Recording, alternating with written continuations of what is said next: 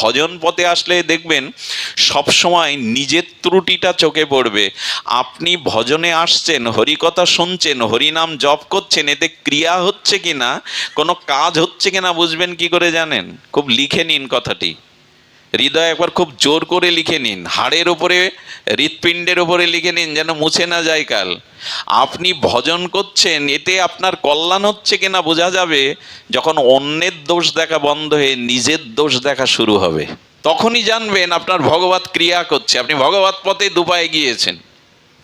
অপরের দোষ যেই দেখবেন আপনার ভিতর অহংকার আসবে যে ওর থেকে আমি ভালো, আর অহংকারী ভজনের পথে সব থেকে বড় বাধা। যখন নিজের দোষ দেখবেন তখন কি আসবে? অহংকার না এসে দৈন্যতা আসবে, দীনতা।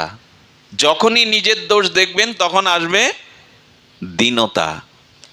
এটা মিলিয়ে দেখবেন, যখন নিজের মধ্যে কোনো দোষ আপনি দেখতে পাবেন তখন আপনার মধ্যে নতভাব আসবে, দৈন্যতা আসবে। আর এই দীনতা, দৈন্যতাই ভগবত প্রাপ্তির শ্রেষ্ঠ উপায়। জল গড়িয়ে গড়িয়ে উঁচু জায়গায় দাঁড়াবে না, যেখানে গর্ত আছে, নিচু জায়গা আছে, ওইখানে যাবে। তেমন ভগবত প্রেম ভক্তি ওই দৈন্যতায় গিয়ে আশ্রয় নেয়। এই জন্য অপরের দোষ যতই নিয়ে দেখবেন তত জানবেন ভাগবত ক্রিয়া করছে না যথার্থ রূপে। আপনি ভাগবতের এক রামানুজাচার্য, তার এক শিষ্য এত কষ্ট পেয়েছে, সে অন্ধ, এত কষ্ট পেয়েছে, তাকে বুকে জড়িয়ে ধরে বললে, এত ভজন করো, এত নিষ্ঠা, তবু তোমার এত কষ্ট কেন? এই তুমি অন্ধ, কিছুই দেখতে পাও না, এত পরীক্ষা কেন ভগবানের? কি বলছে জানেন? প্রভু যদি অভয় দেন তো বলি, আমি যে অন্ধ হয়েছি, এত কষ্ট পাচ্ছি, এ দোষ অন্য কারো না, আমারই দোষ। বলে কেন? বলে যখন চোখ ছিল তখন আমি মালা তিলক সহ্য করতে পারতাম না, সাধু দেখলে তাদেরকে উপহাস কটূক্তি করতাম।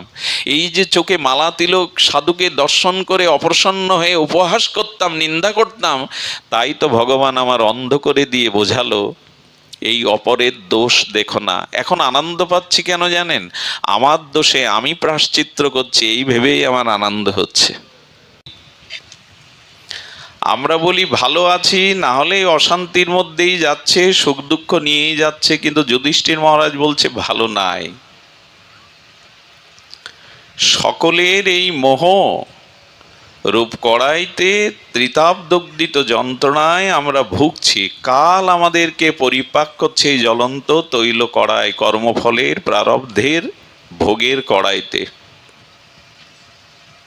এই হলো আমাদের সংবাদ। এখন এরকম উপলব্ধি জেনে যিনি এই ভববন্ধন ভবরোগ হতে, ত্রিতাপ জ্বালা হতে, জগতের মোহমায়া থেকে নিরাকরের জন্য, মুক্তির জন্য যার হৃদয়ে জিজ্ঞাসা জাগে, পিপাসা জাগে, সেটি দুর্লভতম, সেটি জেগেছে কি? আচ্ছা, এইটি জেগেছে সেটা বোঝা যাবে কি করে যে আমি ভবরোগ হতে মুক্তি চাই, এই সংসারের যাতনা হতে, ত্রিতাপদগ্ধিত যন্ত্রণা হতে মুক্তি চাই, শ্রেয় চাই, কল্যাণ চাই, নিজের উদ্ধার চাই? এটি বোঝা যাবে যে এটি নিরাকরণের জন্য আপনি সদ্গুরু, সৎ সাধুর সঙ্গের আশ্রয় নিয়েছেন কি না। কারণ রোগ হলে ডাক্তারের শরণাপন্ন হতে হয়, ভয় পেলে একটু ঝাড়ফুঁ করাতে হয়, এটা সকলে জানে এবং করে। তা আমি যে ভালো নেই, মোহরূপ কড়াইতে কর্মফলে দিন রাত দুঃখ যন্ত্রণা জন্ম মৃত্যু ভোগ করছি, এর মুক্তির জন্য, এর কল্যাণের জন্য, আমি সেই ভবব্যাধি নিরূপণের জন্য, ভগবত প্রাপ্তির জন্য শ্রীগুরু চরণ বৈষ্ণবের সান্নিধ্যে শ্রদ্ধালু হয়ে দৈন্য প্রকাশ করে সমর্পণ করেছি কি না। যদি না করে থাকি তাহলে জানতে হবে আমি একটি দুর্লভ মনুষ্য জন্ম পেয়েছি, কিন্তু দ্বিতীয় দুর্লভ তরতে পৌঁছায়নি। সাধুগুরুর চরণে সমর্পিত না হলে, শ্রবণ কীর্তনাঙ্গ সাধুসঙ্গ ভজন গ্রহণ না করলে কি হয়? খুব ধ্যান দিন, কোলাহল করবেন না। একটি হীরা, তাকে উন্মুক্ত জায়গায় রাখুন, তার জ্যোতি চারিদিকে প্রকাশ হবে, কিন্তু সেই হীরার উপরে যদি কর্দমাক্ত কাদা, গোবর, আবর্জনা মাখে ফেলে রাখা হয়, তার জ্যোতি প্রকাশ হয় কি? হয় কি? তেমনি আমার যে আত্মাটা, এই আত্মাটা যদি সাধুসঙ্গ, হরিকথা, গুরুকৃপা, ভজন সাধন না করে, কামনা বাসনা বিষয়ের গোবর ময়লা আবর্জনা সর্বদা চিত্তে মাখানো থাকে, তাহলে মনুষ্য জীবনের যে উদ্দেশ্য ভগবৎ প্রাপ্তি, প্রেম প্রাপ্তি, সেই উজ্জ্বল প্রেম ভক্তির জ্যোতিটা চাপা পড়ে যাবে কিনা যদি কামনা বাসনা আর আবর্জনায় ঢাকা থাকে। ঠিক তদুপরি সাধু সঙ্গে না গেলে, ভগবানের ভজনাঙ্গ গ্রহণ না করলে, নববিধা ভক্তি শ্রী গুরু কৃপা যদি গ্রহণ না করি, সাধু সঙ্গ না করি, নববিধা ভক্তি অঙ্গ যাজন না অনুশীলন করি, তাহলে কামনা বাসনার ওই গোবর আর কর্দমাক্ত কাদা আবর্জনা পড়ে আমার আত্মার যে জ্যোতি, আমার মুক্তি বা কল্যাণের যে ইচ্ছাটা, প্রকাশটা থেমে গেছে। এই জন্য আপনারা ভাগ্যবান, ভাগ্যবতী যারা মনে করেছেন যে সাধু সঙ্গে যাওয়া চাই, হরিকথা শ্রবণ কীর্তন একান্ত করা চাই, এটি কর্তব্য। সংসারের প্রতি যেমন দিনরাত খাটুনি খাটছি, স্ত্রী পুত্র পিতামাতা কর্তব্য কর্ম করছি, তেমনি ভগবানের জন্য আমার কর্তব্য বুদ্ধি করা উচিত, তাকেও সময় দেওয়া উচিত, ভগবানের জন্য আমার কিছু কর্তব্য বুদ্ধি থাকা উচিত। এটা যাদের জাগে তারা দুর্লভতম তর। সাধুগুরুর চরণে গেলে কি হয়, ওই কয়লার খনির মধ্যে ময়লা আবর্জনার মধ্যে যে হীরার জ্যোতি প্রকাশ হচ্ছিল না, সাধুগুরুর চরণে গেলে তারা আমার মধ্যে ধর্ম জ্ঞান, শাস্ত্র জ্ঞান, ভগবানের ভজন ভক্তি দিয়ে এই ভজন রূপ মার্জনের দ্বারা আমার যে আত্মার জ্যোতি, প্রেম ভক্তির সুগুণ সদাচারের জ্যোতি জাগিয়ে দেয়, সেই জ্যোতিটা জাগিয়ে দেয়। এটা ডাক্তারের কাছে, ধন দৌলতের কাছে, বড় লোকের কাছে গেলে এই জ্যোতি বাড়বে না। এটা শ্রীগুরু চরণে, বৈষ্ণব চরণে, ভগবৎ সান্নিধ্যে গেলে তারা শাস্ত্র জ্ঞান এবং ধর্ম দিয়ে আপনার জ্যোতিটা বাড়িয়ে দেবে। তবে যারা গুরুচরণ আশ্রয় ভাগ্যক্রমে করেছেন, যারা সাধুসঙ্গ করছেন, তাদের হচ্ছে না কেন, এই প্রশ্ন যদি সামনে আসে, এখনো বাকি কেন? সাধুগুরুর চরণে গেলে, ভজন সাধন করলে, শ্রবণ কীর্তন করলে আত্মার স্বাভাবিক জ্যোতি প্রকাশ হবে, হচ্ছে না কেন তা যদি বলেন, তার একটাই কারণ, কপটতা দোষ। আচ্ছা, দুধের নাম হলো পয়, আর জলকেও পয় বলে। এই দুগ্ধ জল আধা লিটার মিশিয়ে দিন, সহজে মিশবে কিনা দুধ আর জল? সহজে মিশবে? বুঝতেই পারবেন না ওর মধ্যে জল আছে কিনা। আধা লিটার দুগ্ধ, আধা লিটার জল মিশিয়ে দিলেন, এদের সাথে সহজে মেশে কিনা, মানে ঘোলাতে হয় কিনা তেলের আর জলের মতো, দিলেই তো মিশে যায়। তেমনি ভক্ত আর ভগবানে, ভজন আর ভক্তিতে খুব দ্রুত মিশে যায়, খুব সরল, দুধ আর জলের মতো। কিন্তু দুধ আর জল মিশলেও আলাদা হয়ে যায়, একসাথে থাকতে পারে না। কেন জানেন? দুধের মধ্যে যদি টক দিয়ে দেন, কি হয়? টক দিলে, অম্ল দিলে ছানা হয়ে দুধটার একটা অংশ থেকে যায়, যে জলটা মিশে গিয়েছিল ওটা আলাদা হয়ে যায়। এই কপটতা হলো টক। মন আর মুখ যখন দুই, বাইরে লোক দেখানো ভাব, ভেতরে বিষয়ের বাসনা, এই যে কপটতা, বাইরে ভেতরে আলাদা ভাব, এই কপটতা রূপ টক ঈশ্বর আর আমাতে, ভক্তিতে আর প্রেমে যেটা মিশে গিয়েছিল ওটা আলাদা করে দেয়। এই জন্য সরল ব্যক্তিরাই ভগবানকে পায়, প্রেম ভক্তি পায়। খুব কপট ব্যক্তি, চালাক ব্যক্তি সহজে ভগবানকে পায় না। দুধে যেই টক মিশিয়ে দিলেন আলাদা হয়ে গেল, হলো কি না? জলটা নিগড়ে বরঞ্চ ড্রেনে ফেলে দেয়, জলটা নিগড়ে ফেলে দেয়, দুধটা সার ছানা হয়ে থেকে যায়।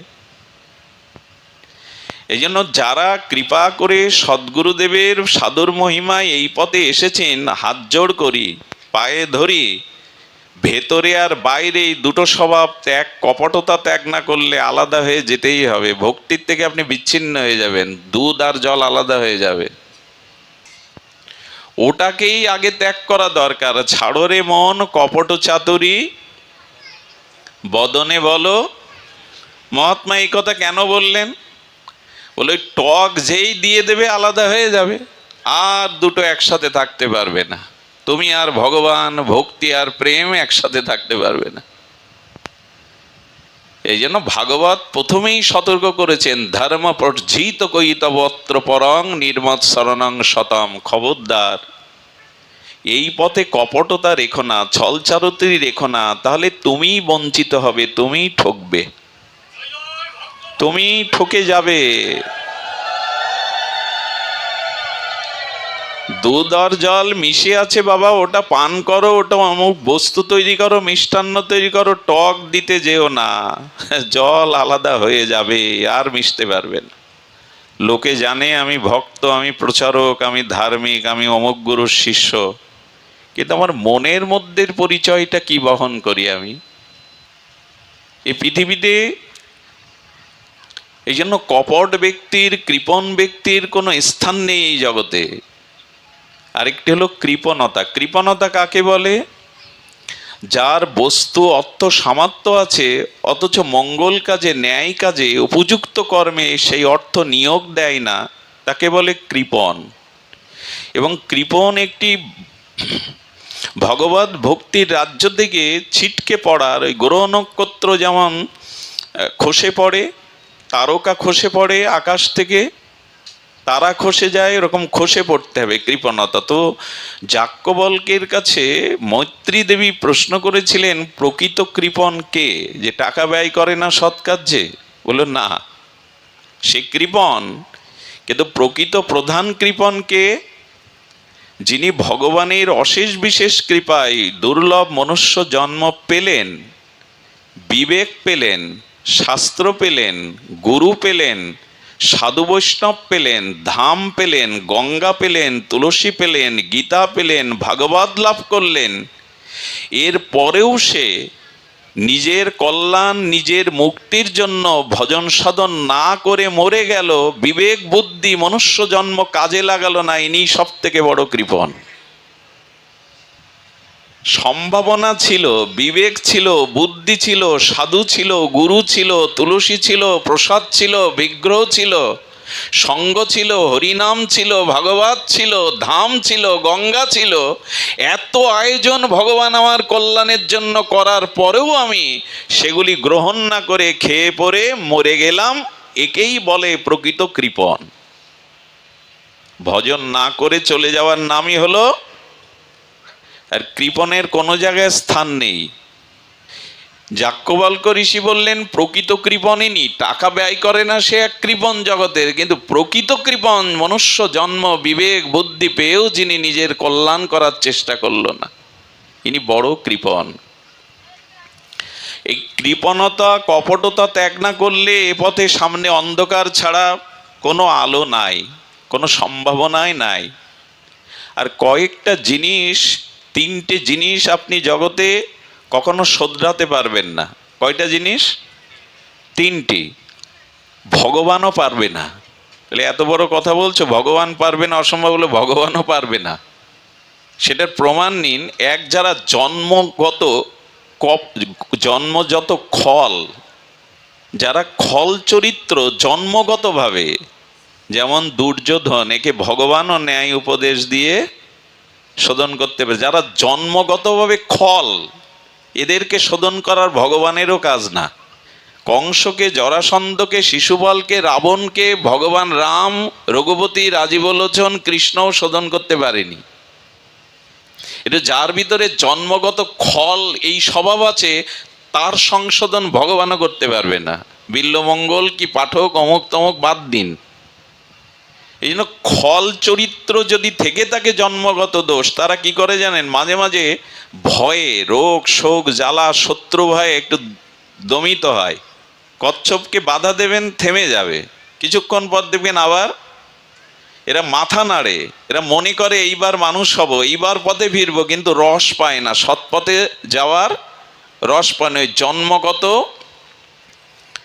তাদের খল চরিত্রের কারণে। দ্বিতীয় হলো, এরকম কোনো প্রতিজ্ঞা করবেন না এই অঞ্চলকে আমি সব শুদ্ধ করে দেব, জগৎকে আমি সব সুন্দর মঙ্গলময় করে দেব, এটা ভগবানের পক্ষেও সম্ভব না।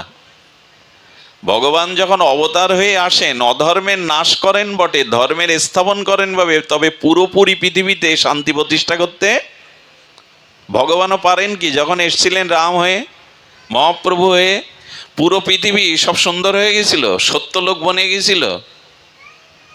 এটা আপনিও পারবেন। এরকম প্রতিজ্ঞা করবেন না, পুরো এলাকাকে আমি সাধু বানিয়ে দেব। আর তৃতীয় হলো, কারো মনকে শতভাগ 16 আনা নিয়ন্ত্রণ করা যাবে না। কারো মন, এই পদার্থটা, এই তত্ত্বটি 16 আনা নিয়ন্ত্রণ হবে না। যতটুকু সৎ পথে নিয়ন্ত্রণ হয় ততটুকু চালাও। পুরোপুরি 16 আনা মন নিয়ন্ত্রণ মানুষের হবে না। অর্জুনও বলছেন যে চঞ্চলা হি মন কৃষ্ণ। ভগবানের সামনে দাঁড়িয়ে অর্জুন বলছেন আমার মন চলচান, আমি নিয়ন্ত্রণ করতে পারছি না, এই জন্য 16 আনা মন দরকার নেই, 12 আনা হোক তো, 10 আনা হোক তো, 3টি জিনিস নিয়ন্ত্রণ সম্ভব নয়। এখন সাধুগুরুর কাছে গেলে কি করে? আমার আত্মার জ্যোতি, আমার ভজন জ্যোতি ধর্মের দ্বারা বাড়িয়ে দেয়, ভজনের দ্বারা বাড়িয়ে দেয়। এটাই সাধুগুরুর কাজ। এ ব্যাসাসনে বসে বক্তব্য দেওয়া শুধু কাজ নয়। যদি আমার চরিত্র দ্বারা, আমার ভজন দ্বারা, আমার ত্যাগ বৈরাগ্যর দ্বারা, আমার সংযম, আমার চিত্ত নির্মলতার দ্বারা আমি অন্যের হৃদয়ে ধর্মবুদ্ধি জাগিয়ে ভজন অনুক্রমে তার হৃদয়কে শুদ্ধ না করতে পারি, তবে এই আসনে বসে কোনো লাভ নেই, বরঞ্চ নিজেকে ঠকাবো, আপনাদেরও ঠকাচ্ছি। সাধুগুরু বৈষ্ণবের কাজ ওটাই, চিত্ত শুদ্ধি করা, চিত্তের নির্মলতা জাগিয়ে দেওয়া। ওই যে গোবর আর আবর্জনার মধ্যে বা কয়লার মধ্যে থেকে হীরাটা পরিষ্কার করে স্বচ্ছ জায়গায় রাখা। এরা কি করে দেয়? সাধুগুরু বৈষ্ণব বা এই যে হরিকথা শুনছেন, এরা কি করে? এরা আপনার দৃষ্টিভঙ্গি উল্টে দেয়। খুব ধ্যান দিন, কতটুকু মার্মিক কথা। দৃষ্টিভঙ্গি বদলে দেয়। আপনি আমি জন্মগত স্বভাব, পূর্বজন্মের সংস্কারে যে দৃষ্টিভঙ্গিতে চলছিলাম, সাধুগুরু বৈষ্ণব ভাগবত হরিকথা হরিনাম সেই দৃষ্টিভঙ্গির পরিবর্তন ঘটিয়ে দেয়। কি করে দেয় সেটি শাস্ত্র বলছেন। তারা বলতে চায় যে এই যে জগৎ দেখছো, সংসার দেখছো, এটি ছবি, এটি ছায়া প্রতিচ্ছবি, এটা জানিয়ে দেয়। অনিত্যম অসুকং ইমম প্রাপ্য ভজস্ব মাম। জগৎটাকে কি বলছেন কৃষ্ণচন্দ্র ভগবান? অনিত্য আর অসুখের জায়গা। এরপরে করম চালাতে পারবেন? ভগবান বলছেন এই যে জগৎটা দেখছো, এটা হলো পদ্মা। আচ্ছা, এইখানে একটা পদ্মায় খুব ভালো ভালো মিষ্টি আঁকিয়ে দিলেন শিল্পীর দ্বারা, ওখানে একটা বাচ্চা বসিয়ে দিন। বাচ্চা বলছে আমি মিষ্টি পাবো, ওই তো মিষ্টি দাও, মিষ্টি দাও, মিষ্টি দাও। ক্যানভাসে ভালো করে মিষ্টি আঁকানো আছে, আঁকাতে পারে না শিল্পীরা? ভালো ভালো রসগোল্লা মিষ্টি আঁকানো আছে, সাজানো আছে। বাচ্চাটা কাঁদছে, মাকে বলছে মিষ্টি দাও। ওর থেকে মিষ্টি দেওয়া যাবে তো? দেখা যাচ্ছে কিনা মিষ্টি? দেখা যাচ্ছে কিনা? তো সাধুগুরু জানিয়ে দেয় এই জগতে যা দেখছো, রূপ রস গন্ধ স্ত্রী পুত্র বৃত্ত বৈভব সঙ্গ, এটা ক্যানভাসের তুলিতে আঁকানো, ওতে বাস্তবতা নেই। এইটা জানিয়ে দেয়, এই দৃষ্টিটা খুলে দেয়। এ জগৎ অনিত্য, এ জগৎ অসুখের জায়গা, এখানে হাত বাড়ালে পাবে না। আচ্ছা, বাচ্চাটা যদি এই রসগোল্লা আঁকানোয় হাত বাড়ায়, নিতে যায়, পাবে কি? চলচ্চিত্রের পর্দার মধ্যে আঙুর দেখা যায়, দেখা যায় কি না? তো ওই আঙুর কেউ পাবে তো? কেউ পেতে পারবে তো? টেলিভিশনের মধ্যে আপনি গঙ্গা দেখতে পান, তো সেই গঙ্গায় আপনি আঙুল ভিজাতে পারবেন তো? বহুবার বলেছি, ঢাকায় কোনো ফ্যাক্টরিতে হয়তো আগুন লেগেছে, না লাগুক, লাইভ সম্প্রচার করে মাঝে মাঝে। টিভিতে সরাসরি লাইভ সম্প্রচার করছে, ঢাকায় কোন ফ্যাক্টরিতে আগুন লেগেছে 10 তলায়। ওটা আপনি দেখছেন। আগুনটা যদি সত্য হতো তাহলে টেলিভিশনটা পুড়ে যেত কিনা? কথা বলুন, পুড়ে যেত কিনা? টেলিভিশন পড়ে না মানে আবার ওটা মিথ্যাও না, জ্বলছে তো, সরাসরি দেখাচ্ছে। ঠিক তেমনি সংসারে যেটা দেখছেন, সুখ রূপে দেখছেন, আনন্দ রূপে দেখছেন, গুরুদেব সাধুরা জানিয়ে দেয় এটা ক্যানভাসে আঁকানো, এটা হাত বাড়ালে পাবে না। আয়নার সামনে আপনি দাঁড়ালে মুখ দেখতে পাবেন, আয়নার মধ্যে মুখে কোনো খাদ্য দিতে পারবেন না ঠেসে। আয়নার মধ্যে যার কানটা দেখছেন, কোনো রমণীর ওই কানে দুল পরানো যাবে না ভেতরে।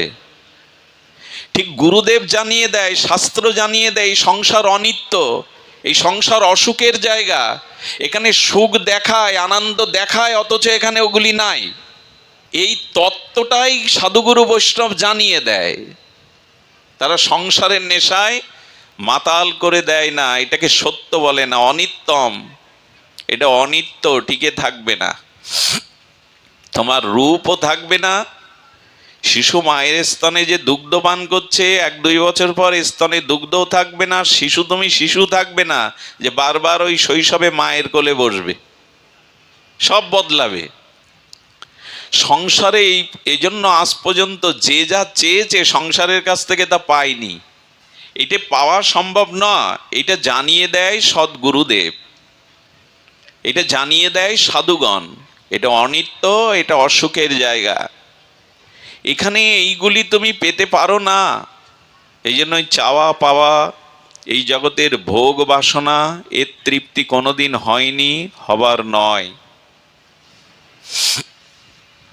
আচ্ছা, লক্ষ্য করবেন মাঝে মাঝে স্বচ্ছ, যে নদীর জল স্বচ্ছ, ওই নদীর কূলে বসে দেখবেন নদীর পাশে যে জঙ্গল আসে, সেই জঙ্গলের গাছগাছালির ছায়াগুলো নদীতে পড়ে কিনা, স্বচ্ছ নদীর জলে পড়ে কিনা, এদিকে ধ্যান দিন, পড়ে কিনা। আচ্ছা, নর্মদার স্বচ্ছ জলে নর্মদার পাশে যে জঙ্গলের তার ছবিগুলি পড়েছে। তো এখন আপনি দেখছেন জঙ্গল, গাছ, কিন্তু জলের স্বচ্ছ ছায়ার প্রতিভাত হয়েছে যে গাছগুলো, জলের মধ্যে সেই গাছ আছে তো, দেখছেন কিনা আপনি? দেখছেন, অথচ ওখানে জল ছাড়া জঙ্গল। কথা কি বোঝা যায়? দেখছেন জঙ্গল, কিন্তু ওখানে জল ছাড়া জঙ্গল নাই। কিছু বানর জ্যৈষ্ঠ মাসে আম পেকেছে একটা পুকুর ধারে, এখন তো ছোট ছোট গাছেও আম হয়, অসংখ্য পরিপক্ক অমৃত আম। সেই আমগুলি পরিপক্ক হয়ে সিঁদুর রঙে রাঙিয়ে গিয়েছে। বানরগুলো এসে দেখছে উপরেও আম, নিচে আম, মানে ওই যে সরোবরের পাশে আমের সব ছবিটা স্বচ্ছ জলে নিচে পড়েছে। বানর বলছে ওপরে আর লাফালাফি করে কি করব, নিচে থেকেই আম খাই। ওই বলে জলে ঝাঁপ দিয়েছে, আম পাবে তো, দেখা যাচ্ছে তো। সংসারে মানুষ দেখে সুন্দরী রমণী, বীর্ত বৈভব, বাড়ি গাড়ি, স্ত্রী পুত্র, টাকা পয়সা, মান সম্মান দেখে, ছবিতে ওটা পাবেন না। শিশু পদ্মায় আঁকানো রসগোল্লা খামচে নিলেও একটাও পাবে না। জলে জঙ্গল দেখলেও জঙ্গল পাবেন না, ওখানে জলই। এই জন্য যা দেখছি তা সত্য নয়। কোনো জাদুকর মাটি নিয়ে মিশ্রি তৈরি করে আপনার হাতে দিল, মিশ্রি কি সত্যি সেটা? কিছুক্ষণ পর ওর মিশ্রত্ব, মিষ্টত্ব। কিছু কাগজ নিয়ে টাকা বা ডলার বানিয়ে দিল, ওটা চালাতে পারবেন তো বিদেশে গিয়ে? দেখছেন তো, সুখ আমরা দেখছি তো, জলে তো জঙ্গলের ছবি পড়েছে, জল ছাড়া ওখানে জঙ্গল কোথায়, গাছ কোথায়? এইটা তত্ত্ব তো গুরুদেব জানিয়ে দেয়, ভাগবতগণ জানিয়ে দেয়। এর থেকে ওই ছায়া থেকে, ছবি থেকে কিছু পেতে চেষ্টা করো না। ওই বানর ঝাঁপ দিয়ে আম ধরতে যাচ্ছে, কোথায় আম? আম তো উপরে। এটা কি বুঝি? এই জ্ঞান কি আজও হলো? না সংসারেই সব আছে, এখান থেকেই সব পাবো, এই নিয়েই তো এই দ্বন্দ্বময় সংসারে, অশান্ত সংসারে আমরা শান্তির অন্বেষণে ছুটে বেড়াচ্ছি, ধরতে যাচ্ছি, কিন্তু পাচ্ছি না। কথাটি সাধারণ নয়, দার্শনিকদের চরম কথা। এইটি আগে তুমি উপলব্ধি করো যে আসলে সুখটা কোথায়, কোনটা ছায়া আর কোনটা প্রকৃত। তো গোবিন্দ কি বলছেন? অনিত্যম অসুখম ইমম প্রাপ্য ভজস্বমাম। যদি প্রকৃত শান্তি, নিত্য কল্যাণ, মঙ্গল, আনন্দ পেতে চাও, তবে শোনো, আমার ভজনে ছাড়া, আমাতে ছাড়া সংসারের অন্য বস্তুতে সুখ বা শান্তি নেই। এরপরে কলম কে চালাবেন? ভগবানের উপরে। কিন্তু আজও এই বুদ্ধি তোই জাগলো না যে শান্তি কোথায়, আনন্দ কোথায়। শঙ্করাচার্য, জগৎগুরু আচার্য, উনি কি বলছেন? মোহমুদ্গারে বলেছেন, ইহ সংসারে খলুদুস্তরে কৃপাহি পারে ভজ মরারে। পুনরপি জননম পুনরপি মরণম পুনরপি জননী জঠরে শয়নম।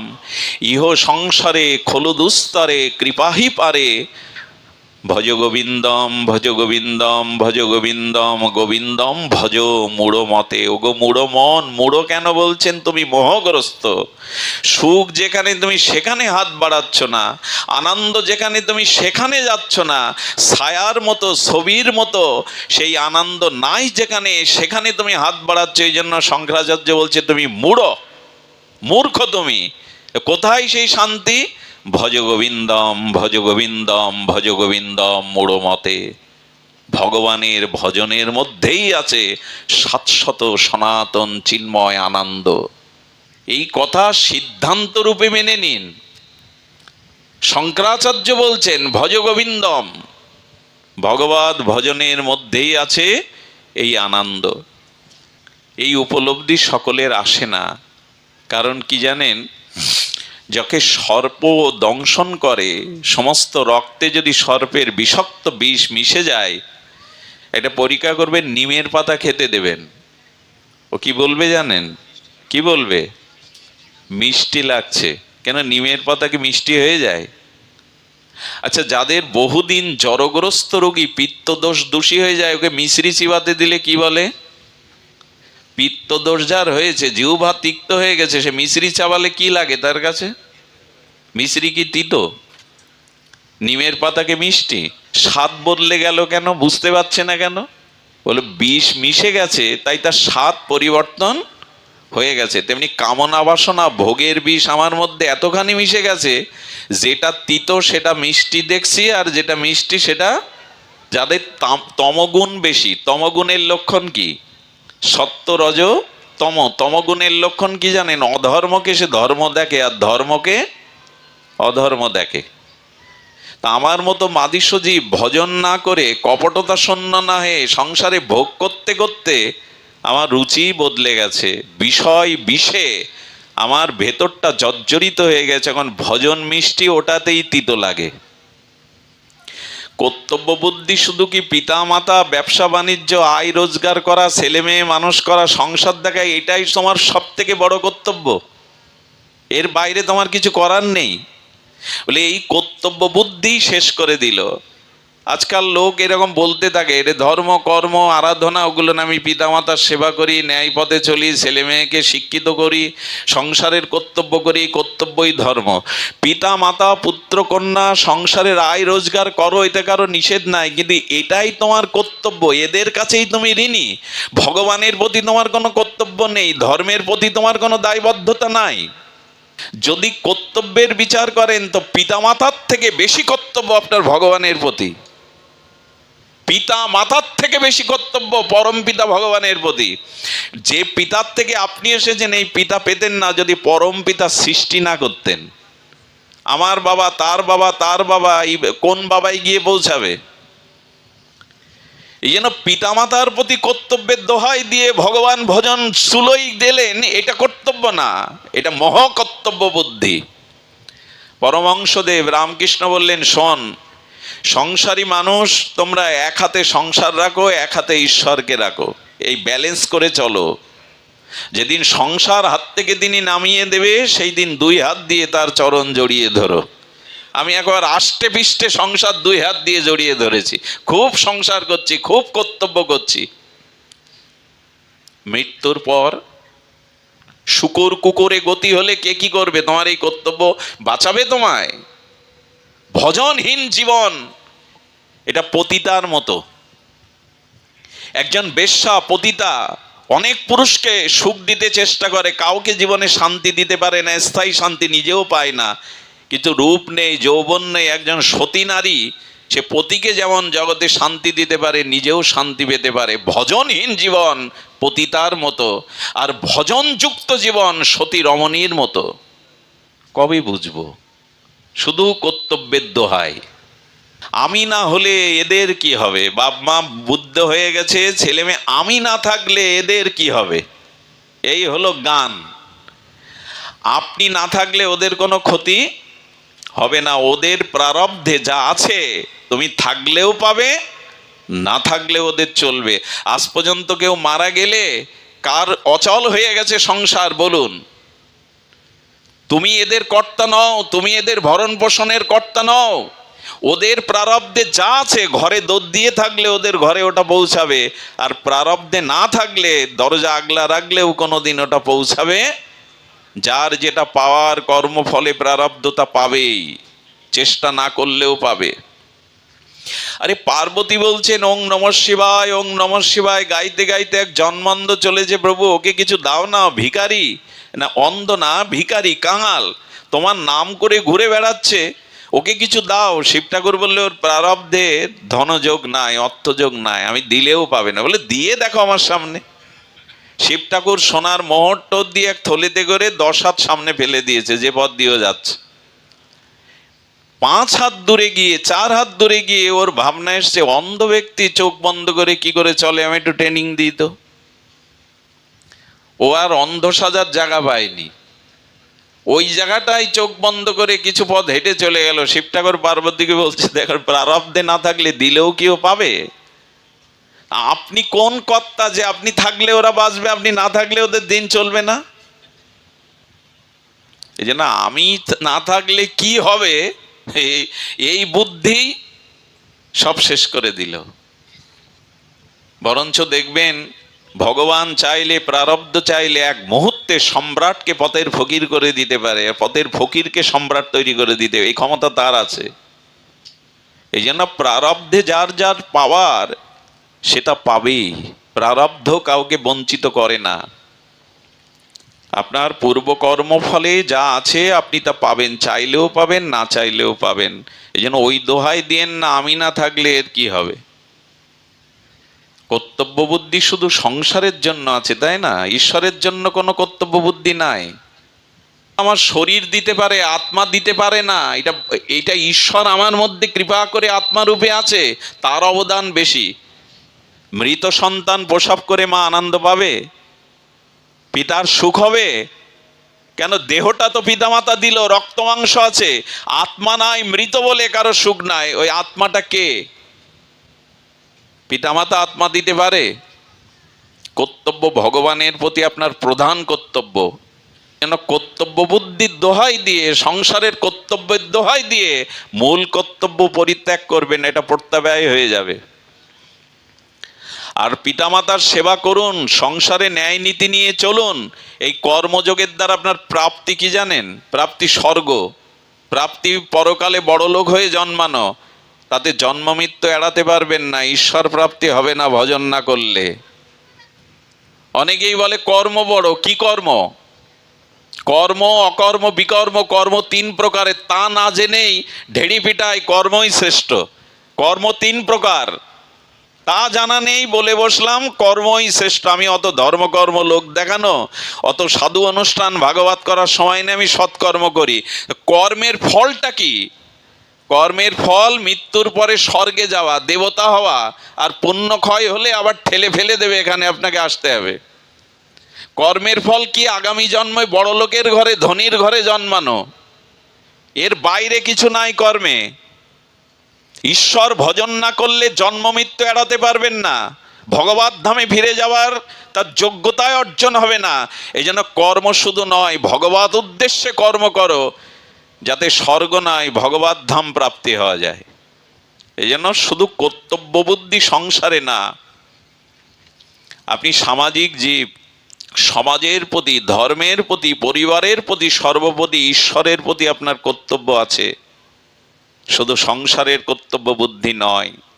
শুধুজন, এই জন্য আমাদের কি করতে হবে? সাধুগুরু বৈষ্ণব আমাদের দৃষ্টিভঙ্গি বদলে দেবে, যে দেখো কি জন্য এসেছো তুমি, তোমার করণীয় কি, তুমি যে আনন্দ চাইছো, তুমি যে দুঃখের একেবারে বিনাশ চাইছো, সেটির একমাত্র উপায় ভগবত ভজন করো। ভজনে কি প্রাপ্তি শুনুন। খুব মার্মিক একটি লীলা মনে পড়ল। লীলাটি খুব হৃদয় স্পর্শ করে। চন্দ্রাবতী নাম। ভগবান যখন বৃন্দাবনে লীলা করছিলেন, তখন আপনারা জানেন ব্রাহ্মণ পত্নীগণ কৃষ্ণ এবং বলাইকে তারা অন্ন পাওয়ানোর জন্য বনে গিয়েছিল, আর কৃষ্ণকে দর্শন করে এসে যখন এই ব্রাহ্মণ পত্নীগণ তারা কৃষ্ণের রূপ বর্ণনা করত, তার মাধুর্য বর্ণনা করত, ভগবানের রূপ যেভাবে ভাগবতে বর্ণনা করা আছে, যদি মনে একবার রং লেগে যায়, বাইরের রং তো তুলতে পারবেন, এই রং তুলতে পারবেন না। এই জন্য ভগবানের গুণ মহিমা শুনতে হয়, যদি হৃদয়ে তার সৌন্দর্য মাধুর্য একবার লেগে যায়, আর তুলতে পারবেন না। রং তো উঠে যাবে, কিন্তু অনুরাগের রং যদি কারো হৃদয়ে লাগে, ওটা আর উঠবে না। এই জন্য হরিকথা কেন শুনতে হয়? হৃদয়ে বসে যায় ওই সৌন্দর্য, আনন্দের পরাকাষ্ঠা হৃদয়ে অঙ্কিত হয়ে যায়, ওকে আর তাড়ানো যায় না। তো এই চন্দ্রাবতী ব্রাহ্মণ পত্নীগণের কাছে শ্রীকৃষ্ণের যে অপরূপ রূপ মাধুর্য লীলা এইসব শ্রবণ করে করে এত আবেশ, এই জন্য শ্রবণ করতে হয়, এত আবেশ এসে গেছে, এত অনুরাগ এসে গেছে, ও দিন নেই রাত নেই, খাওয়া নেই দাওয়া নেই, ওই রূপের মাধুর্য চিন্তা করতে থাকে। ভাগবতেরই লীলা, মন দিয়ে শুনুন। চন্দ্রাবতী তার উৎকণ্ঠা বাড়তে লাগলো, দর্শন বা সেবার পিপাসা বাড়তে লাগলো। কাউকে ভালো লাগলে, কারো প্রতি যদি আপনার চিত্তে ব্যাকুলতা জাগে, অনুরাগ জাগে, তবে দ্বিতীয় লক্ষণ প্রকাশ হয় তাকে সেবা করবার, তাকে দেখবার, তার কাছে যাওয়ার, তাকে সেবা করবার। দেখুন, মনে মনে যদি কারো অনুরাগ আপনার চিত্তে লেগে যায়, তবে তাকে দেখবার খুব ইচ্ছা জাগে, এবং তার কাছে গিয়ে তাকে সেবা করবার ভাবনাটা খুব প্রবল হয়ে ওঠে। চন্দ্রাবতী দিন রাত গোবিন্দের অপরূপ রূপ মাধুর্য ভাবতে ভাবতে দিন নেই রাত নেই নিদ্রা নেই, একটা আবেশ এসে গেল, ভূতে পাওয়ার মতো আবেশ, রাত দিন ওই আবেশ। একদিন সেই আবেশেই রাত 3টার দিকে দরজা খুলে বেরিয়ে পড়লো, পথ জানে না চেনে না, বেরিয়ে পড়লো ব্রজের উদ্দেশ্যে। গল্প নয়, ভগবানের চন্দ্রাবতীর লীলা শুনুন। বেরিয়ে পড়লো, কে পথ দেখাবে? বিল্বমঙ্গল তো অন্ধ, ব্রজের পথে চলেছে, কে পথ দেখাবে? বিল্বমঙ্গলের হাত ধরে বৃন্দাবনে পৌঁছে দিয়েছিল ব্রজেন্দ্র নন্দন ব্রজেশ্বর। এই জন্য বিল্বমঙ্গল লিখতে পেরেছিল, আমার হাত ধরে তুমি নিয়ে চলো সখা, আমি যে পথ। ব্রজের পথে যারা ওঠে, ভজনের পথে যারা ওঠে, তাদের হাত ভগবানই নিজে গুরুরূপ ধরে সাধুরূপ রূপে দেখিয়ে দেয়। পথ আমরা চিনি না, কিন্তু ওই পথ তারা দেখিয়ে দেয়। চন্দ্রাবতী চলছে, আবেশে চলেছে, চিত্তে তার গোবিন্দের সেই নাম রূপ লীলা, হৃদয়ে তার পিপাসা উৎকণ্ঠা, কবে যাব, কবে ব্রজে পৌঁছাবো, কবে সেই অপরূপ রূপ মাধুর্য নয়ন অভিরামকে চির সুন্দরকে দর্শন করব। পিপাসা না থাকলে জলের মহিমা হয়? পিপাসা না লাগলে পাশে জল থেকেও লাভ কি? ক্ষুধা না থাকলে সামনে উপাদেয় খাদ্য থেকে লাভ কি? এই ভগবত পাঠ শুনতে হয় এই জন্য, সাধুসঙ্গ এই জন্য ওই ক্ষুধাটা জাগিয়ে দেয়, পিপাসাটা জাগিয়ে দেয়, কবে তোমায় ভজতে পারবো, কবে তোমায় দেখে জীবন ধন্য করতে পারবো। এই পিপাসাটা ভাগবত থেকে জাগে, এখানে অন্য কিছু পাওয়া যায় না। এখানে এলে ছেলের চাকরি হবে না, মেয়ের ভালো জামাই পাবেন না, মাজার ব্যথা সারবে না, এখানে এলে বাড়ি গাড়ি হবে না, এখানে গেলে পুণ্য স্বর্গ পাবেন না। এখানে যেটা পাবেন ভগবানের প্রতি অনুরাগ, প্রীতি, ভালোবাসা, এটাই এখানে পাওয়া যাবে। ভাগবত অন্য কিছু দেবে না আপনাদের। একজন বলছে আজকাল প্রায় অনুষ্ঠান হয় পিতামাতার আত্মার কল্যাণে, তাইতে হয়তো বলে পিতামাতার আত্মার কল্যাণে ভাগবত দেয় মানুষ। তো আমাদের এক আচার্য বলেছেন, পিতামাতার আত্মকল্যাণে ভাগবত সপ্তাহ দিলে, ভাগবত যজ্ঞ দিলে উদ্ধার হয়। আমাদের গোকর্ণ উপাখ্যানে ভাগবতের একটা উপাখ্যান আছে, ধুন্ধকারী উদ্ধার হলো গোকর্ণের ভাগবত পাঠের দ্বারা। 7 দিনে যারা শ্রবণ করলো তাদেরও গতি হলো। কিন্তু মূল রহস্য ভাগবত কি বলছে জানেন? ভাগবত অন্তে পিতামাতার উদ্ধার হবে না, আমি ভাগবত দিতে চাই এই ইচ্ছা যদি কারো মনে জাগে, সেই ইচ্ছাটা জাগে কেন? এতদিন জাগেনি, আজ জাগলো কেন? বললো পূর্বপুরুষগণ যখন উদ্ধার হয়, সেই উদ্ধারে তারা যখন আশীর্বাদ করে তাদের উত্তর পুরুষদের, তখনই তার ভাগবত দেওয়ার ইচ্ছা জাগে। আরে উদ্ধার আগে হয়, পরে ইচ্ছা জাগে। ইচ্ছা মাত্রই আগে উদ্ধার হয়, পরে ভাগবতের ইচ্ছা জাগে। ভাগবতের এরকম মহিমা। কারণ কি জানেন? যেখানে সাধুমুখে হরিকথা হয় ওখানে অসংখ্য পবিত্র দিব্য মহাপুরুষের আত্মা নেমে আসে।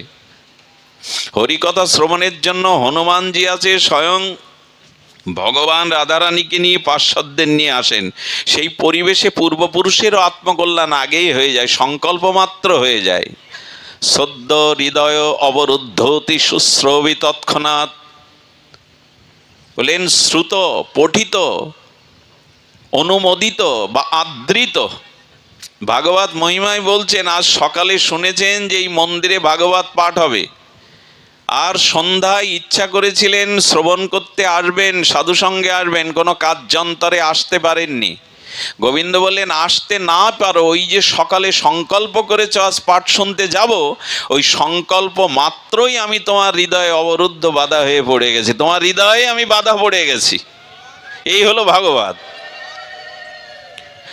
আসতে পারোনি কিন্তু সংকল্প ছিল আসবো, ওই সময় আমি তোমার হৃদয়ে বাধা পড়ে গেছে, অবরুদ্ধ শব্দ দিয়েছে। এরকম মহিমা ভাগবতের। কিন্তু ওই যে কপটতা দোষে দুধ আর জল আলাদা, এখানে এসেও তো কপটতা যায় না। তো আমরা শ্রবণ করছিলাম, চন্দ্রাবতী চলেছে, কি আবেশ তার, সেই আবেশে যেন কে তাকে পথ চিনিয়ে নিয়ে যাচ্ছে। বৃন্দাবনে যখন পৌঁছালো তখন প্রকট লীলা, আমি যেটা বলছি আপনাদের ওই সময়ের প্রকট লীলা, গোবিন্দ যখন প্রকট লীলা নিত্য বৃন্দাবনে আস্বাদন করছেন, গিয়ে দেখে ওই দিনই সকালে, ওর যেতে যেতে বেলা উঠে গেছে, ওই দিনই সকালে অক্ষরের রথে করে কৃষ্ণ মথুরায় চলে গেছে। আর এই দৃশ্য বুঝলো কি করে জানেন? গোপীরা কেউ মূর্ছিত হয়ে পড়ে আছে, কেউ হাহাকার করছে, কেউ মূর্ছিত হয়ে রোদন করতে করতে ওখানে ধুলায় ধূসরিত হয়ে আছে। সমস্ত বৃন্দাবনের যেন আনন্দ থেমে গেছে। দিবাভাগে যদি সূর্য রাহু গ্রাস করে যেমন অন্ধকার নেমে আসে, ব্রজের বৃক্ষগুলিও যেন কাঁদছে, ব্রজের গাভীগুলিও তৃণ খেতে গিয়ে তাদের মুখে তৃণ আটকে আছে, বাছুরগুলি গাভীর বাটে দুগ্ধ পান করতে গিয়ে ভুলে গেছে তাদের দুগ্ধ গালসি দিয়ে পড়ে যাচ্ছে, সুখ সারি চোখ বন্ধ করে শুধু অশ্রু ফেলছে, তাদের কণ্ঠে কোনো সঙ্গীত নাই। বৃন্দাবনের বাতাস যেন বিরহে ভারী হয়ে গেছে। এদিকে ব্রজসুন্দরীগণ পথের ধুলাতে কেউ মূর্ছিত, কেউ উৎকণ্ঠিত, কেউ ব্যাকুল হয়ে ক্রন্দন করছে। এই দৃশ্য দেখেই বুঝলেন, হতভাগিনী এত ব্যাকুলতা নিয়ে এলি তার দর্শনে, আজই তার যাওয়ার সময় হলো। তখন কি ভাবছে দেখুন, ভক্তের মহিমা দেখুন, ভজন পথে উঠলে কি হয় দেখুন। ও তখন বলছে, বুঝেছি, আমি এসেছি, তুমি ব্রজ ছেড়ে মথুরায় গেছো, এরও নিশ্চয়ই কোনো কারণ আছে, কারণ তোমার পথে যারা ওঠে তাদের অকল্যাণ হয় না, কোনো নিহিত অর্থ লুকিয়ে আছে তোমার যাওয়ায়। কি বুঝলো? এই জন্য ভজন পথে আসলে দেখবেন সব সময় নিজের ত্রুটিটা চোখে পড়বে। আপনি ভজনে আসছেন, হরিকথা শুনছেন, হরিনাম জপ করছেন, এতে ক্রিয়া হচ্ছে কিনা, কোনো কাজ হচ্ছে কিনা বুঝবেন কি করে জানেন? খুব লিখে নিন কথাটি, হৃদয় একবার খুব জোর করে লিখে নিন, হাড়ের উপরে, হৃৎপিণ্ডের উপরে লিখে নিন, যেন মুছে না যায় কাল। আপনি ভজন করছেন, এতে আপনার কল্যাণ হচ্ছে কিনা বোঝা যাবে যখন অন্যের দোষ দেখা বন্ধ হয়ে নিজের দোষ দেখা শুরু হবে। উনি জানবেন আপনার ভগবত ক্রিয়া করছে, আপনি ভগবত পথে দুপায়ে গিয়েছেন। অপরের দোষ যেই দেখবেন আপনার ভিতর অহংকার আসবে যে ওর থেকে আমি ভালো, আর অহংকারী ভজনের পথে সব থেকে বড় বাধা। যখন নিজের দোষ দেখবেন তখন কি আসবে? অহংকার না এসে দৈন্যতা আসবে, দীনতা। যখনই নিজের দোষ দেখবেন তখন আসবে দীনতা। এটা মিলিয়ে দেখবেন, যখন নিজের মধ্যে কোনো দোষ আপনি দেখতে পাবেন তখন আপনার মধ্যে নতভাব আসবে, দৈন্যতা আসবে। আর এই দীনতা, দৈন্যতাই ভগবত প্রাপ্তির শ্রেষ্ঠ উপায়। জল গড়িয়ে গড়িয়ে উঁচু জায়গায় দাঁড়াবে না, যেখানে গর্ত আছে, নিচু জায়গা আছে, ওইখানে যাবে। তখন ভগবত প্রেম ভক্তি ওই দৈন্যতায় গিয়ে আশ্রয় নেয়। এই জন্য অপরের দোষ যতই নিয়ে দেখবেন তত জানবেন ভাগবত ক্রিয়া করছে না যথার্থ রূপে। আপনি ভাগবতের এক রামানুজাচার্য, তার এক শিষ্য এত কষ্ট পেয়েছে, সে অন্ধ, এত কষ্ট পেয়েছে, তাকে বুকে জড়িয়ে ধরে বললে, এত ভজন করো, এত নিষ্ঠা, তবু তোমার এত কষ্ট কেন? এই তুমি অন্ধ, কিছুই দেখতে পাও না, এত পরীক্ষা কেন ভগবানের? কি বলছে জানেন? প্রভু যদি অভয় দেন তো বলি, আমি যে অন্ধ হয়েছি, এত কষ্ট পাচ্ছি, এ দোষ অন্য কারো না, আমারই দোষ। বলে কেন? বলে যখন চোখ ছিল তখন আমি মালা তিলক সহ্য করতে পারতাম না, সাধু দেখলে তাদেরকে উপহাস কটূক্তি করতাম। এই যে চোখে মালা তিলক সাধুকে দর্শন করে অপ্রসন্ন হয়ে উপহাস করতাম, নিন্দা করতাম, তাই তো ভগবান আমার অন্ধ করে দিয়ে বোঝালো এই অপরের দোষ দেখো না। এখন আনন্দ পাচ্ছি কেন জানেন? আমার দোষে আমি প্রায়শ্চিত্ত করছি, এই ভেবেই আমার আনন্দ হচ্ছে। এদের চিন্তা ভাবনা কি তেমন? চন্দ্রাবতী মনে করেছে ব্রজে গোবিন্দই তো আমাকে এনেছেন, আর আজই গোবিন্দ বিদায় নিয়েছেন, কিছু সংকেত আছে। ওই যে অপরের দোষ দেখছে না, নিজের মধ্যে কোনো মঙ্গল দেখছে। বলে বুঝেছি গোবিন্দ আমাকে এনেছে কেন জানো? নিজেকে বোঝাচ্ছে। এই বিরোহিণী যশোদা, নন্দ বাবা, এই গাভীগুলি এই ব্রজবাসীদের এই বিরহের দিনে সেবা করার জন্যই গোবিন্দ আমাকে মথুরা থেকে বৃন্দাবনে এনেছেন, এদের সেবা করার জন্য। এ দেখুন, ভক্ত একটা কারণ খুঁজে পায়, তার জীবনে যে বিধান আছে তার মধ্যে ভগবানের একটা কৃপা অনুভব করে। গোবিন্দ তুমি বিদায় নিয়ে আমাকে এখানে এনেছো এদের সেবার জন্য, ছুটে গেল। যশোদামতীর মার ঘর ঝাড়ু দিলেন, তিনি নন্দ বাবাকে এক গ্লাস দুধ এনে খাওয়ালেন, পাশের ব্রাহ্মণ পল্লী থেকে একটু পরমান্ন প্রসাদ এনে যশোদার মুখে দিলেন, আর ব্রজগোপীদের কাছে ধুলা ঝেড়ে দিয়ে তাদের সান্ত্বনা দিতে লাগলেন। এইভাবে চন্দ্রাবতী জীবনে আর ফিরে আসেনি, ব্রজেই সেবাই কর্তব্য মনে করে সেখানে থেকে গেল। একটা কথা বলি, আপনি যতই জ্ঞানী হন, পৃথিবীর শ্রেষ্ঠ জ্ঞানী হতে পারেন, কিন্তু মনের ময়লা জ্ঞানে দূর হয় না। দূর হয় কিসে জানেন? ভক্ত সেবা, মহতের সেবা করলে। এটা খুব মার্মিক একটা কথা। আচ্ছা, এখানে 1000 পাওয়ারের বাল্ব জ্বালালেন, জ্ঞানের নাম হলো প্রকাশ। জ্ঞান কাকে বলে? প্রকাশকে। আলোকে বলে জ্ঞান, আর অন্ধকারকে বলে অজ্ঞান। তা আপনি জগতের শ্রেষ্ঠ পণ্ডিত, মাস্টার, ডাক্তার, পিএইচডি করেছেন, অমুক তমুক জ্ঞানী, আপনি সমস্ত শাস্ত্র আপনার মুখস্থ, 18,000 ভাগবতের শ্লোক আপনি আয়ত্ত করেছেন, আপনি জ্ঞানে একেবারে বিদগ্ধ পণ্ডিত, আলো জ্বলছে 1000 পাওয়ারের। আচ্ছা, 1000 পাওয়ারের আলো ঘরের মধ্যে জ্বেলেছেন, কিন্তু আপনি সকাল সন্ধ্যা ঘর ঝাড়ু দেন না, ওখানে যে বালু ধুলা পড়ে আছে, ওই আলোর প্রকাশে বালু ধুলাগুলো দেখা যাবে, আলো পরিষ্কার করতে পারবে? পরিষ্কার করতে পারবে? অনেকের অগাধ জ্ঞান, অথচ ভগবত সেবা, বৈষ্ণব সেবা, ভক্ত সেবা করে না। ওইখানে ঝাড়ু দিতে হবে, শুধু আলোতে দেখা যাবে ধুলাবালি, কিন্তু পরিষ্কার করতে গেলে মুছতে হবে, ঝাড়ু দিতে হবে। অনেকেই জ্ঞানী আছে, প্রচণ্ড জ্ঞান, কিন্তু ভক্তকে দেখে প্রণাম করা, ভক্ত সেবা করা, বৈষ্ণব সেবা করা, এইসব তাল নেই, কিন্তু জ্ঞানে একেবারে পণ্ডিত। বলো ওতে কি হবে? তোমার ওই ধুলাবালি দেখা যাবে কিন্তু পরিষ্কার হবে না। সেবা করে দেখুন, মনের ময়লা খুব তাড়াতাড়ি দূর হয়। সেবা নিতে শিখেছি, সেবা নেওয়া যাদের অভ্যাস হয়ে গেছে তাদের ময়লা দূর হবে না। এই জন্য সকাল সন্ধ্যা আহ্নিক করতে হয়, কেন জানেন? এই আহ্নিক কর্মটা কখনো সকাম রূপে করবেন না। গুরুদেব যে হরিনাম আহ্নিক দিয়েছে, এটার জন্য কোনো কামনা বাসনায় কাজে লাগাবেন না। এখানে কোনো সকামে কাজে লাগাবেন না। সকামে পূজা পার্বণ, অমুক তমুক দান ধ্যান তীর্থ পর্যটন সকামে যাবে, কিন্তু গুরুদেব যে আহ্নিক হরিনাম দিয়েছে এটা করতে হবে কেন জানেন? ওই ঝাড়ু দেওয়ার জন্য, হৃদয়ে যে আবর্জনা কামনা বাসনা জমে আছে ওটা প্রতিদিন পরিষ্কার করার জন্য, ওইটার জন্য এই উপাসনা। এটা সকাম, সকাম পূজা পার্বণ করুন, দান ধ্যান করুন, ওতে সকামতাপন্ন হবে। কিন্তু আলো জ্বাললে শুধু হবে না, ঘরে ঝাড়ু দিতে হবে, হৃদয়টা সেবা দ্বারা, মহতের সেবা দ্বারা, সাধু সেবা দ্বারা হৃদয়টা পরিষ্কার করতে হবে। সেবা করে দেখুন, এই যে অনুষ্ঠানের পরে একটু থালাগুলো একদিন তুলবেন, দেখবেন চিত্তটা কত প্রসন্ন হয়। অপরের দোষ দেখে তুলবেন না, যে কেউ আসে না, কেউ এগুলি করে না, নিজে করবেন শতপ্রণোদিত হয়ে, দেখবেন হৃদয়টা কত শুদ্ধ হয়ে গেছে। কিন্তু আর সেবার মনোভাব নাই। চন্দ্রাবতী মনে করলো গোবিন্দ আমাকে রেখেছে ব্রজের সেবার জন্য, কত ব্যাকুল হয়ে সেবা করতে করতে কাটিয়ে দিয়েছে, কোথাও যায়নি। কেন জানেন? গোবিন্দই চলে গিয়ে আমাকে এনেছেন, মানে এই দায়িত্ব আমার উপরে। এই দায়িত্ব মনে করে সারা জন্ম সেবা করার পরে যেদিন সূর্যগ্রহণে আর কৃষ্ণ অর্থাৎ দ্বারকা আর বৃন্দাবন একত্রিত হয়েছিল কুরুক্ষেত্রে, মনে আছে? সেই কুরুক্ষেত্রে যখন গোবিন্দ এলো, ব্রজবাসীরা এলো, সকলে এলো, সেদিন গোবিন্দ খুব ব্যাকুল হয়ে যশোদা যশোদা বলে তাঁবুতে আসছেন। তাঁবু করে সব রয়েছে ব্রজবাসীরা। মা যশোদাকে কতদিন পরে দেখলো গোপাল। আজ গোপালকে দেখে এই বৃদ্ধ বয়সে যশোদার বুকের স্তন থেকে দুগ্ধ ঝরতে লাগলো। গোবিন্দ যশোদার কাছে কখনো বড় হয়নি, তাকে বুকে নিয়ে নিলেন, চুম্বন এঁকে দিলেন, মাকে প্রণাম করে বলছেন, মা চন্দ্রাবতী কোথায়? যশোদা মা অবাক হয়ে বললেন, কানাই, চন্দ্রাবতী যে এখানে ব্রজে, তুই তো চলে গেছিস, ও আছে, ওর নাম জানলি কি করে, ও এখানে আছে?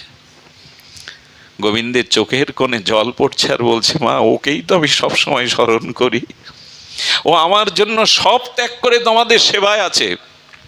চন্দ্রাবতী কোথায়? মা যশোদা মনে করলো কারো কাছে হয়তো শুনেছে, শোনেনি, যে ভগবানের হয়, ভগবান তার কথাও শুধু ভক্ত ভগবানকে সর্বদা ভাবে না, ভগবানও ভক্তের কথা বেশি করে ভাবেন। ভক্ত ভগবানের জন্য যতটা চোখের জল ফেলে, এর থেকে অধিক চোখের জল ভক্তের জন্য ভগবান ফেলে। ভক্ত ভগবানকে যতটা খোঁজে, তার থেকে অধিক ভগবান ভক্তকে খুঁজে বেড়ায়। ভক্ত যতটা ভগবানকে মনে করে, তার থেকে অনেক কোটি গুণ ভগবান ভক্তকেই মনে করে। ভক্তের ব্যথা যতটা হৃদয়ে লাগে ভগবানের জন্য, তার থেকে কোটি গুণ ব্যথা গোবিন্দ হৃদয়ে জাগে।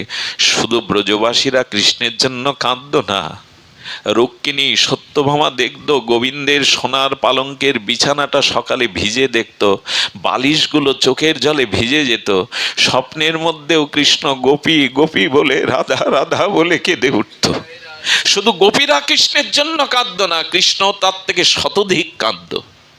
ভগবান পাষাণ নন, নিষ্ঠুর নন, একবার ভালোবেসে দেখুন।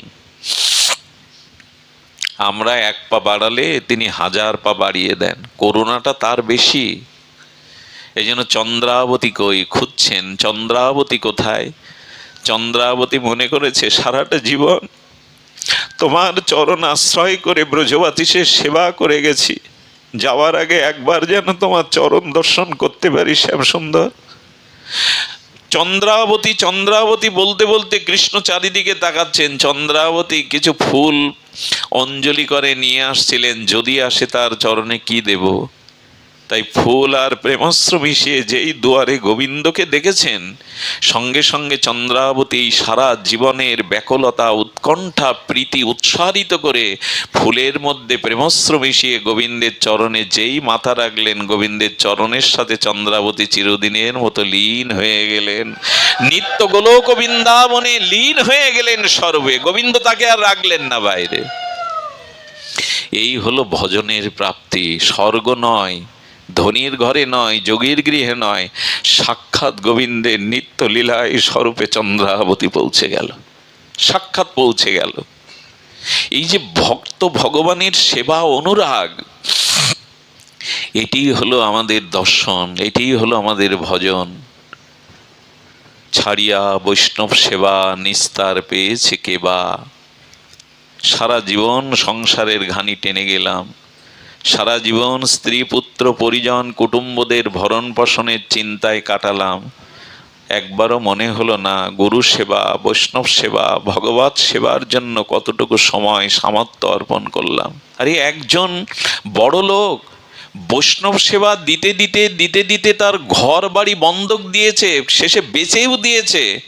হাতে আগামীকাল বৈষ্ণব সেবার কিছু নেই। কি করলো জানেন? বড় ধারালো ছুরি আর বড় অস্ত্র নিয়ে জঙ্গলে দাঁড়িয়েছে, লুট করে হলেও বৈষ্ণব সেবা দেব, লুট করে হলেও বৈষ্ণব সেবা দেব, সাধু সেবা ছাড়া আমি বাঁচবো না, ভক্ত সেবা ছাড়া বাঁচবো না। জঙ্গলের মধ্যে লাঠি নিয়ে, এই অস্ত্র নিয়ে দাঁড়িয়েছে। সারাদিন চলে যায়, কোনো আগন্তুক এলো না, কেউ এলো না। বলে আজ বৈষ্ণব সেবা বৃথা গেল, দিনটাই বৃথা গেল, সেবা হলো না। যখন গোধূলি নেমে আসছে, তখন কৃষ্ণ রুক্মিণীকে বলছেন, একটু সেজে নাও তো, অলংকার পরে নাও। বলে কেন? উনি সারথীকে বললেন রথটা প্রস্তুত করো। কৃষ্ণ বলছেন রথটা প্রস্তুত করো, আর রুক্মিণী দেবীকে বলছেন সেজে নাও, অলংকার যা আছে পরে নাও। হীরা জহরাত মুক্তা পরে রথ নিয়ে গোবিন্দ ওই বৈষ্ণব সেবাকারী নিবেদিত প্রাণ ওই পথেই রথ নিয়ে গোবিন্দ চলে এসেছেন। গোবিন্দের ওই রাজ রথ দেখে, অলংকার দেখে রুক্মিণী দেবীর বললো, ভারী কি ভাগ্য আমার, আরে এইগুলি লুণ্ঠন করতে পারলে আমি কয়েক বছর ধরে বৈষ্ণব সেবা দিতে পারবো, আর আমার অন্য চেষ্টা করতে হবে না। অস্ত্র উঁচিয়ে বলছে, দাঁড়াও। রথ থেকে কৃষ্ণকে নামালেন, রুক্মিণী দেবীকে বললেন, দিয়ে দাও মা, যা আছে দিয়ে দাও, এই তলোয়ার দেখেছো, জীবন যদি রাখতে হয় দিয়ে দাও। আঁচল পেতে সব অলংকার খুলে দিচ্ছে। রুক্মিণী দেবী বুঝতে পারছে না রহস্য, কৃষ্ণ কিছু বলে না কেন, আরে ভগবান সাথে সে কিছু বলে না কেন। কৃষ্ণ কি বলবে? শ্রীকৃষ্ণের গায়ে তো খুব বেশি অলংকার না, উনি ফুলের দেবতা, উনি ফুল দিয়েই, দেখুন ভগবানকে স্বর্ণ অলংকারের থেকে ফুলের সজ্জাকে আরো সুন্দর গোবিন্দ। এই জন্য বৃন্দাবনের ঠাকুরের স্বর্ণ অলংকার মানায় না, ওখানে ওরা ফুল দিয়েই সাজায়। এবং বৃন্দাবন এমন একটি ক্ষেত্র, পায়ের আলতাটারও ফল আছে, একদম ওইটা পায়ে আলতা পরালে এই জগতের আলতা ফেল হয়ে যাবে। রাধারানীর নুপুরটা বাইরে দিয়ে করতে হয় না, বৃন্দাবনে এমন একটা ফলের জন্ম, এটা নুপুরের মতো বাজে। সব কিছু পাওয়া যায় বৃন্দাবনে। বৃন্দাবন একটা অপ্রাকৃত ধাম কিনা, ওখানে কোনো অভাব রাখেননি রাধারানী। রাধারানীর চিন্তামণি প্রেমভূমি, ওইখানে ষড়ঋতুর ফুল একসাথে ফোটে, কারণ গোবিন্দের গলে বৈজয়ন্তী মালা করতে গেলে 5 রকমের 5 ঋতুর ফুল একসাথে লাগবে, তো কোথায় পাবেন? ব্রজে ওটা দিয়ে দেয়। যে দেশে যার আছে খ্যাতি, বৃন্দাবনে সব প্রাপ্তি। গোবিন্দের হাতে হীরার আংটি ছিল, ওটাও দেখতে পায়নি। গোবিন্দ সূর্যের আলো ওটা সামনে এনেছে যাতে চকচক করে ওটা দেখতে পায়। আরে দূরে গিয়ে বললো চকচক করছে কি, ফিরে গিয়ে বলতে আংটিটা দাও, আরে ওটা পেলেও তো 10 দিন বৈষ্ণব সেবা হবে। রুক্মিণী দেবী বললেন, দ্বারকানাথ আপনি ওকে কিছু বললেন না? ইতিহাস, পুরনো ইতিহাস খুলে বললেন, ও সারাদিন দাঁড়িয়ে আছে লুট করে বৈষ্ণব সেবা দেবে বলে। এ জাতীয় ভক্তের ইচ্ছা পূরণের জন্য আমি ওর সামনে আহার রূপে এসেছি। বলুন তো, ভগবানের সেবার থেকে ভক্ত সেবায় গোবিন্দ আরো বিমোহিত হন, আরো তার চিত্ত বিগলিত হয়ে যায়। এই জন্য দয়া করে ভজন জগতে যদি এসে থাকেন, যদি কৃপা হয়ে থাকে গুরু মহারাজের, বৈষ্ণবের, তবে সেবাতে মন দিন। ভক্ত ভগবানের সেবাই হলো জীবনের। সেবা ছাড়া ধর্ম হয় না। যেখানে সেবা নাই ওখানে ধর্মই নাই, ওখানে ভক্তিই নাই। ভক্তির উদ্দেশ্যই হলো, প্রেমের উদ্দেশ্যই হলো নিজের সুখের দিকে না দৃষ্টি দিয়ে শুধু তার সুখের দৃষ্টি দেওয়া, তার সেবা, তাকে আনন্দ দেওয়ার ব্রত সংকল্প নেওয়াই হলো প্রেম ভক্তি। এই জন্য কষ্টার্জিত অর্থ রোজগার করে বছরে অন্তত 2-5 জন বৈষ্ণব সেবা বাড়িতে একটু হরিকথা হরিনাম দিতে হয়, নাহলে তো শ্মশান হয়ে যায়। কত মানুষ কি করে জানেন? ঋণ করেও এইসব দেয়। আমি নাম বলছি না, এমন মানুষ এখানে আছেন যারা ঋণ করে ওইটা সারা বছর শোধ করে, ঋণ করে দেয়, প্রতিদিন কিছু কিছু রেখে দেয়, তার মনের অভিলাষ আমি সেবা করব বলে। আর এই সেবার কত পরীক্ষা দেখুন। এক ব্রাহ্মণ দম্পতির ঘরে গেছেন 3 জন বৈষ্ণব, কিন্তু ঘরে হাতলে দেখে কিছু তো নাই, আর কিছু বন্ধক দিয়ে কিছু বিক্রি করে আনবে তাও নাই। শেষে স্ত্রীর মুখের দিকে তাকিয়ে বলছে, কি করব বলো, কিছুই তো নাই। স্ত্রী বলছেন, ওই পুরনো ছেঁড়া কাপড়টা আমায় দাও। দিয়ে ওই যে আউড়িতে ধান রাখতো না মানুষ, ওইরকম একটা ওর মধ্যে গিয়ে ছেঁড়া কাপড়টা পরে নিজের নূতন কাপড়টা দিয়ে বলছে, এটা বাজারে বিক্রি করো, করে যা পাবে 3 জনের জন্য উপচার আনো। গল্প শোনাচ্ছি না আপনাদের, ভক্তমাল চরিত্র। যাও। স্ত্রীর দিকে তাকিয়ে স্বামীর চোখে জল, তোমার দেওয়া একটাই কাপড় বাইরে বেরোবার, এটা বিক্রি করব? বলে আজ আর অত ভেবো না, দুয়ারে বৈষ্ণব, যাও বিক্রি করে এসো।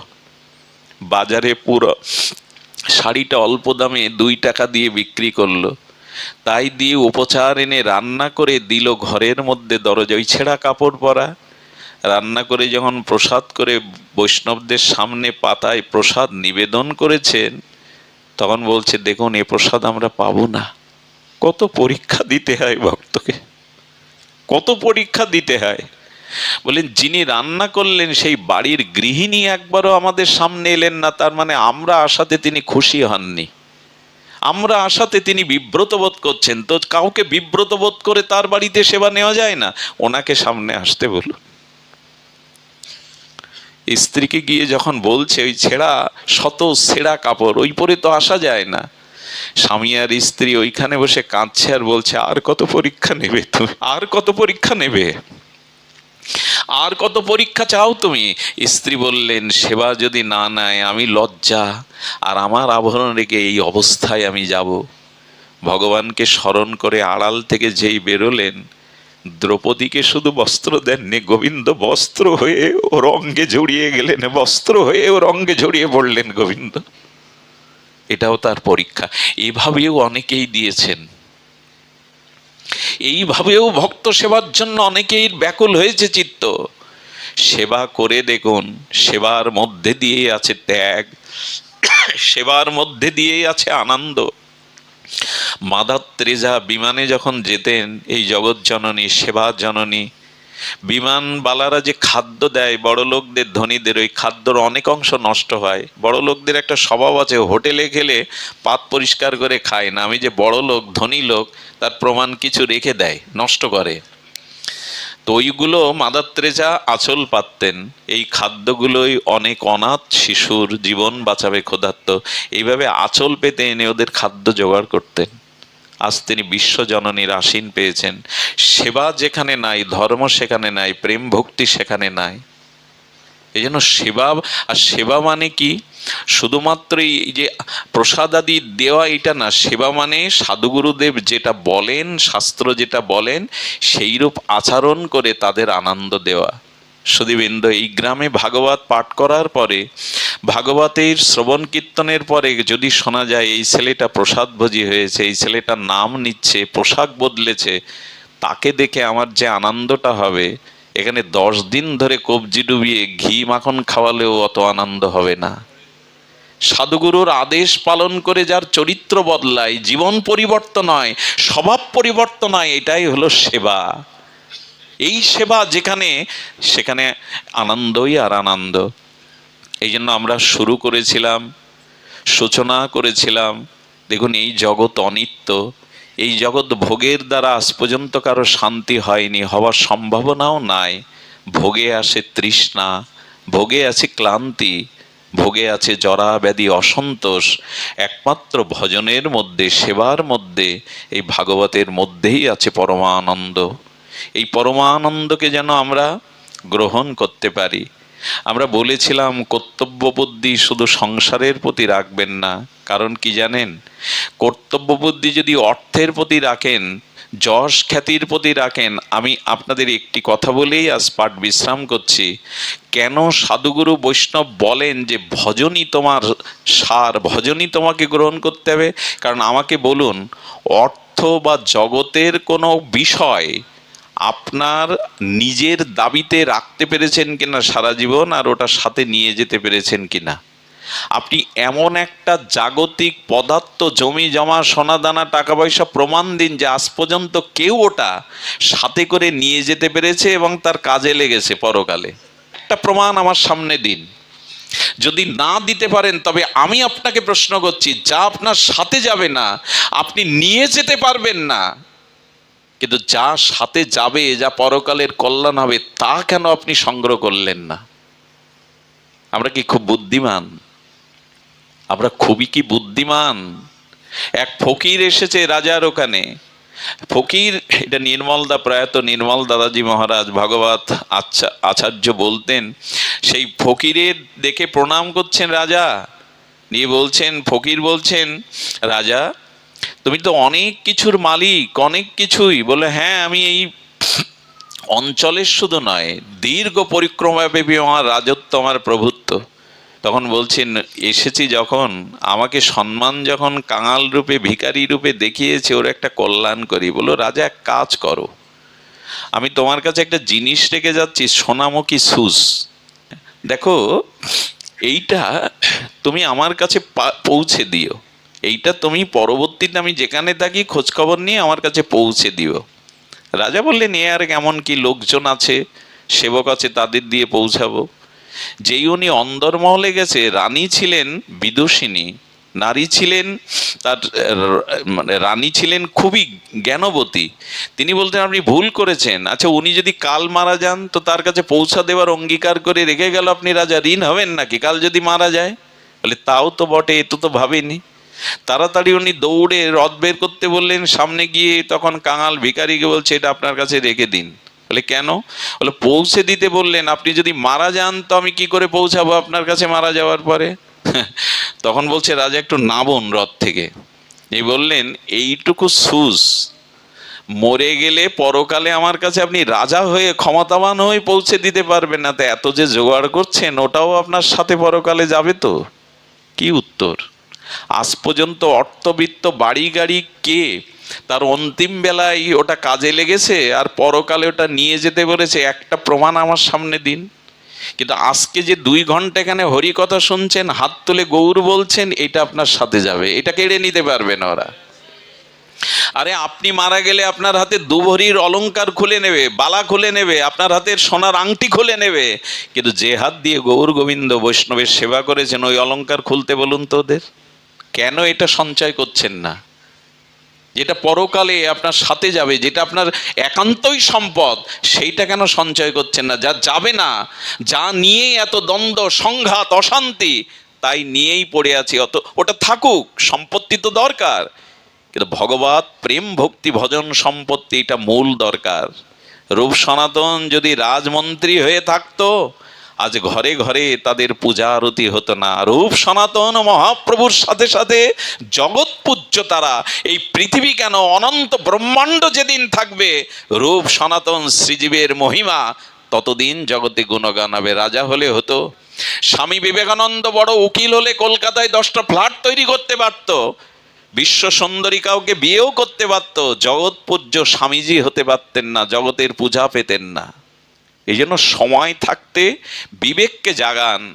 যদি এগিয়ে যেতেই হয়, বলেছিলাম মনুষ্য জন্ম পাওয়া দুর্লভ, আর মনুষ্য জন্ম পেয়ে ভজনের উৎকণ্ঠা ব্যাকুলতা জাগা, নিজের মুক্তি কল্যাণের চিন্তা জাগা, অভিলাষ জাগাটা হলো দুর্লভ।